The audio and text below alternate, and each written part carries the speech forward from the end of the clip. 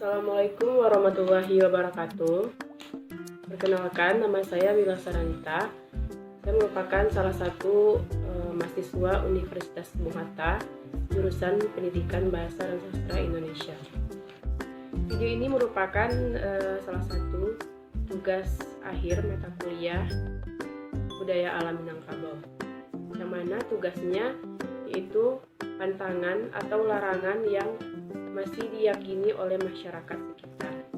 Saya mengambil pantangan atau larangan di daerah saya sendiri, yaitu di daerah Sumber Kudus. Siapa yang tidak kenal dengan daerah Sumber Kudus, daerah pedalaman yang berada di Kabupaten Sijunjung, Sumatera Barat, yang dikelilingi oleh perbukitan. Dulu mendengar namanya saja orang lain sudah takut. Ada yang mengatakan kalau Sumber Kudus orangnya punya ilmu sakti mandraguna. Masyarakatnya sebagian kecil ada yang merantau di dalam dan di luar negeri menuntut ilmu dan kuliah di beberapa daerah di Indonesia. Ada sebuah tradisi lama yang mengharuskan orang baru yang masuk ke Sumber Kudus harus menancapkan kayu atau meninggalkan satu buah benda sebagai tanda masuk daerah tersebut. Daerah perbukitan yang terkesan angker dan menakutkan itu adalah Bukit Lontiak. Karena ada cerita rakyat dan pengalaman seseorang yang menjadi pelajaran dan kebiasaan bagi semua orang di wilayah tersebut. Konon, ceritanya ada sekelompok orang yang baru pertama kali masuk ke Sumber Kudus karena mendengar nasihat dan ucapan dari seseorang, kemudian mereka menancapkan kayu di puncak Lontiak. Tapi ada seseorang di antara mereka yang tidak percaya akan hal tersebut. Apa-apaan ini? Kolot, kalian percaya sama yang gini-ginian? Kata pemuda tersebut dengan sinis.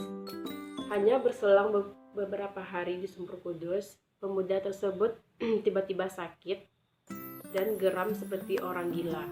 Dalam kepanikan rombongan tersebut, datanglah seorang bapak tua yang memberitahu obat yang harus diminum pemuda tersebut, kemudian hilang dalam waktu sekejap. Entah dari mana datangnya dan kemana perginya, tidak ada yang tahu. Tanpa pikir panjang, beberapa dari mereka mencari obat. Hampir satu hari mereka mencari obat dan mendapatkan obat tersebut. Malamnya obat itu langsung diberikan kepada si pemuda. Takjub, dalam waktu sekejap pemuda itu sadar, seakan-akan dia merasa tidak terjadi apa-apa. Ada lagi yang menceritakan pengalamannya waktu ia datang ke Sumber Kudus.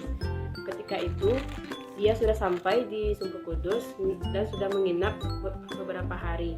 Ketika mau pulang, di tengah perjalanan tidak ada angin dan tidak ada hujan, mobil yang ia kendarai tidak bisa jalan. Seakan-akan mobil itu terasa berat dan seperti ada yang menahan serta seperti ada yang menumpang. Sudah dicek dan di-recheck, tidak ada kerusakan yang berarti pada mobil tersebut, dan jalan yang ia lalui pun mulus dan tidak ada lubang atau becek. Dalam keheranan, ia teringat akan kata seseorang waktu di kampungnya kalau masuk ke Sumber Kudus harus menancapkan kayu atau meninggalkan tanda-tanda lainnya. Dengan dihantui rasa bersalah dan menyesal, ia minta maaf dalam hati, kemudian melemparkan sebuah baut mobil ke dalam hutan.